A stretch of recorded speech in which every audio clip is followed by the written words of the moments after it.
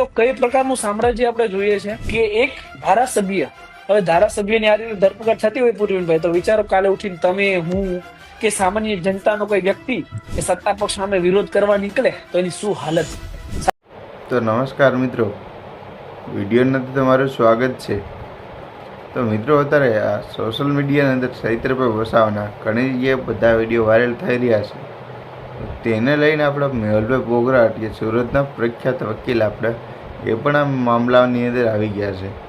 એટલે ચૈત્રભાઈ વસાવાની સાથે એના સપોર્ટમાં પણ થોડીક આ વાત ઉપર મુદ્દો વાત કરી રહ્યા છે એવું લાગે છે.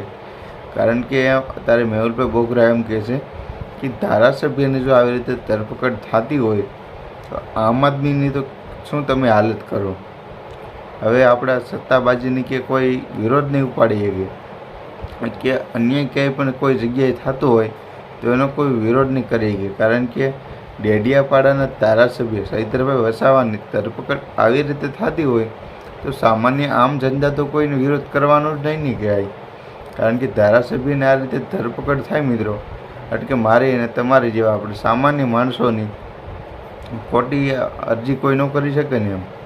કારણ કે ધારાસભ્ય આવી રીતનું મિત્રો આમ ધરપકડ થઈ જતી હોય તો આપણે સામાન્ય માણસ પાસે શું હાલત થાય. મેહુલભાઈ બોગરા કહી રહ્યા છે મિત્રો.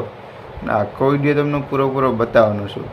અને ચૈત્રભાઈ વસવા મિત્રો એક સારું કામ કરી રહ્યા છે. આપણે સૌ કોઈ અત્યારે બધું જાણો છો, આખું ગુજરાતની અંદર ચૈત્રભાઈ વસવાના બધા લોકો તમે જાણો જ છો કે ચૈત્રભાઈ વસવા એક સારું કામ કરી રહ્યા છે.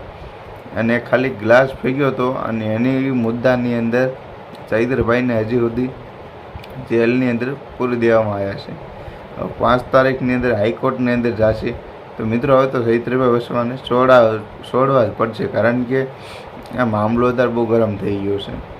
અને મેહુલભાઈ બોગરાનો સારો આખો તમે વિડીયો જોઈ લો. હોય ચેનલ પર ન હોય તો મિત્રો સબસ્ક્રાઈબ કરો અને વિડીયો સારો લાગે તો લાઈક કરો.